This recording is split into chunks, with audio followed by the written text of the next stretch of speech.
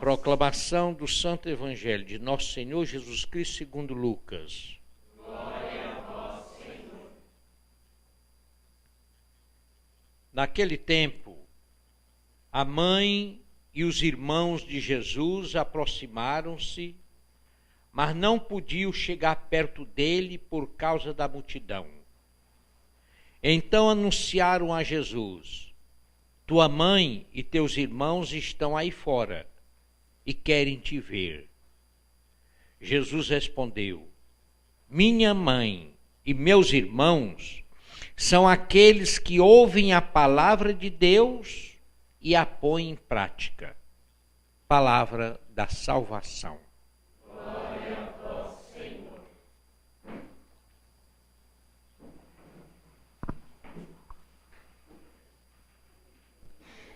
Um estudo sobre a vida de um santo, ou sobre a vida de muitos santos, a gente percebe uma coisa comum. E essa coisa comum é vivida de maneira diferente de santo para santo. Esta coisa comum é a vontade de Deus. Ninguém é santo sem buscar a vontade de Deus. E a vontade de Deus é que nós realizemos a semelhança que nós trazemos dele. Tudo que Deus é, nós somos na proporção de criatura. Tudo. Nós temos até mais coisa do que Deus. Nós temos o pecado que ele não tem. E São Pio, São Francisco, você vê, ele é herdeiro de São Francisco. É, o herdeiro. Quer dizer, se a gente vê esses dois santos, a gente vê uma afinidade tremenda entre eles. E eles viveram numa época, você vê, ele veio bem depois, mas no século III a igreja passava por crises. A Idade Média, a época desse também. Os pobres eram um lixo. A vida da igreja, sobretudo da hierarquia, era uma vida cômoda, burguesa. A moral decadente. Isso veio até o fim do século XVI e para o XVII.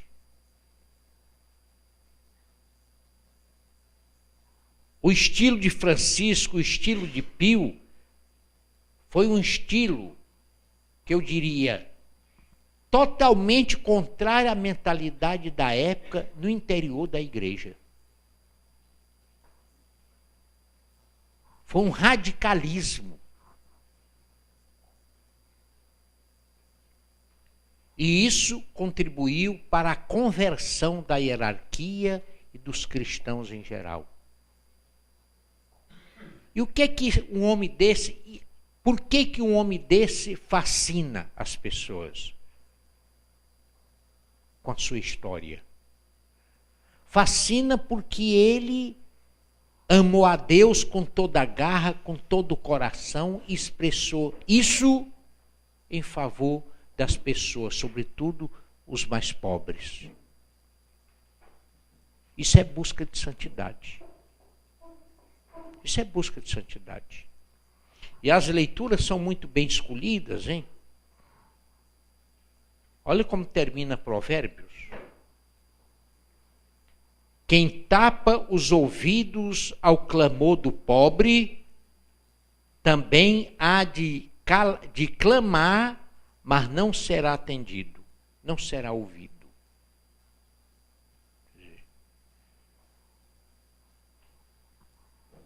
Por que a gente deve dar prioridade aos pobres? Foi o que ele fez, hein? A espiritualidade dele é a espiritualidade franciscana. O pobre é a pupila dos olhos de Deus. É a pupila.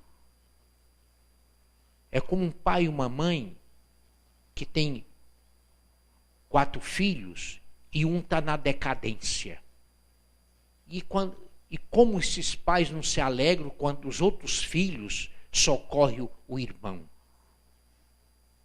É isso que fascina a Deus.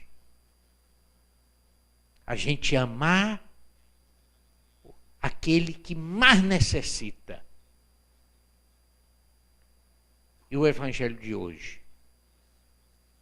Jesus está circundado por uma grande multidão e vinha um recado.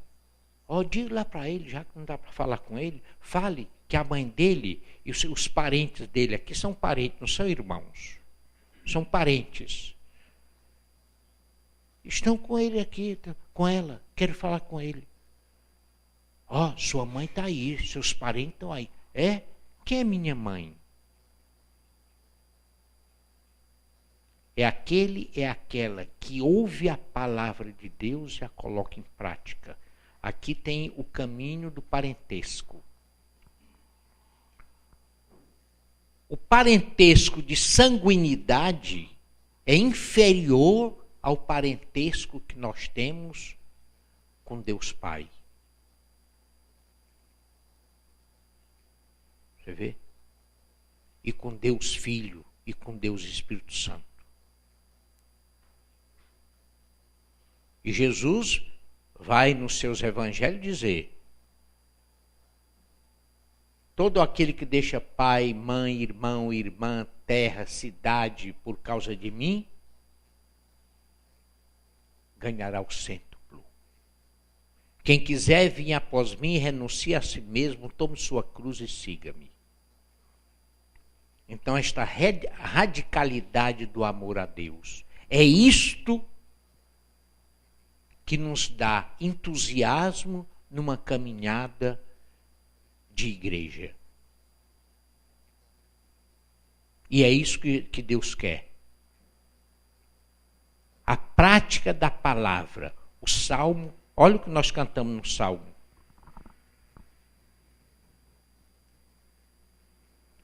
Guiai meus passos no caminho, você vê aqui guiai-me, Senhor, no caminho de vossos preceitos. É a vivência da palavra. E o Padre Pio fez isso. Homem bom, socorria sobretudo os pobres. Os estigmas que ele atraiu a si é uma graça de Deus. Traz o sofrimento dos outros para ele. E quem partilha do sofrimento alheio traz os estigmas, sobretudo no coração. Partilhar, participar, isso é o verdadeiro louvor a Deus. Então, que a nossa devoção a esse santo nos conduza ao incremento da prática da palavra de Deus. Quem é meu pai? Quem é minha mãe? Quem é minha mãe? Quem é meu pai? Quem são meus parentes? Todo aquele que ouve a minha palavra e coloca em prática. E uma comunidade como essa da Sagrada Família poderá revolucionar muito pela qualidade de vida. Pela qualidade de vida cristã. Pela prática da palavra, com a maneira como vocês vivem como comunidade. E o mundo precisa desse exemplo. desse exemplo. É isto que vai contaminando. Foi assim que se desenvolveu o cristianismo. Veja como eles se amam. Olha como eles se amam. Assim falavam os pagãos. Então, celebrar a festa de São Pio é celebrar a participação na paixão e morte de Jesus pela prática do amor.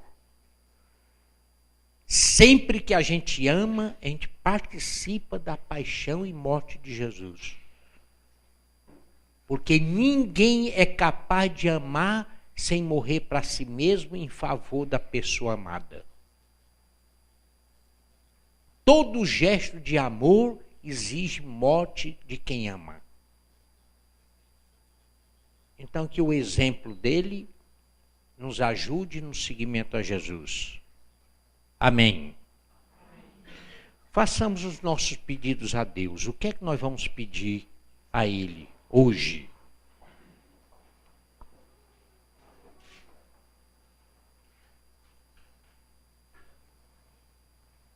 O que é que nós vamos pedir?